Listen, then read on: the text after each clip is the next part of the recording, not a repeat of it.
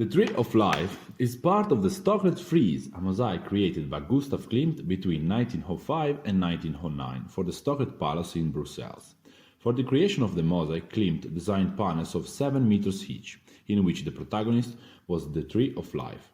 Inside of the tree there are also the figures of the weight, and of the embrace. There is also the representation of death, an inevitable actors of the life cycle, personified in the black bird of prey resting on a branch. The preliminary cartoons represent a typical example of Klimt's work, who produced his sketches with the precision of a finished work of art.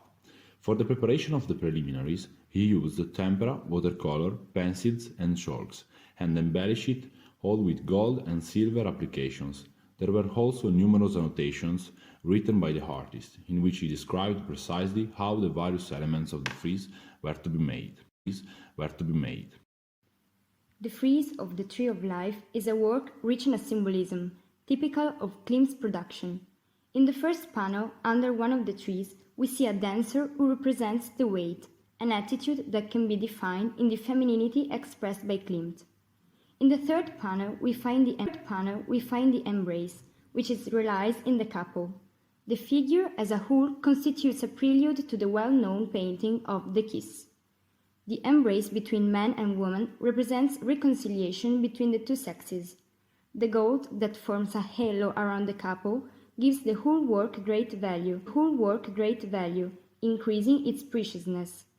Among the branches of the tree, numerous ornamental elements stand out, among which several characteristic flowers for their Egyptian eye shape. The Tree of Life, which represents the salvation arrived to the pagans after the apocalypse, is the symbol of the Golden Age, and once again recalls a very recurrent theme in Klimt's works: the cycle of life as well as of the seasons, and the uninterrupted cycle that leads from death to rebirth. It is also interpreted as a tree of knowledge that leads to the Garden of Eden.